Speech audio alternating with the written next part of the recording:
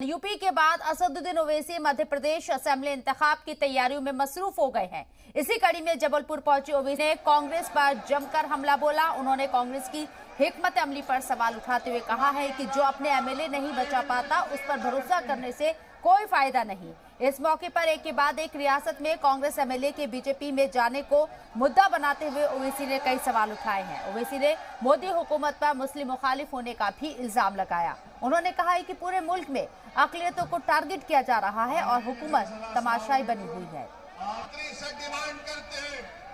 तो अब असदुद्दीन ओवैसी मध्य प्रदेश में असेंबली इंतखाबात की तैयारियों में मसरूफ हो गए हैं और यहां पहुंचकर तकरीर कर रहे हैं। मध्य प्रदेश के आवाम से खिताब करते हुए उन्होंने कांग्रेस के ऊपर जमकर तंज कसा। पिछले विधानसभा के चुनाव में मध्य प्रदेश की जनता ने कांग्रेस को सत्ता दी, तो कांग्रेस के 20 से ज्यादा विधायक क्यों कांग्रेस को छोड़कर भाजपा में चले गए।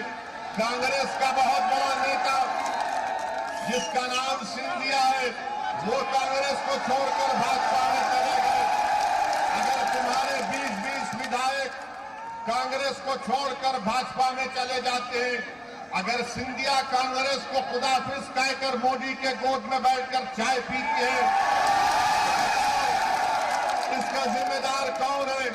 इसका जिम्मेदार ओवैसी है या इसका जिम्मेदार कमलनाथ और कांग्रेस पार्टी है?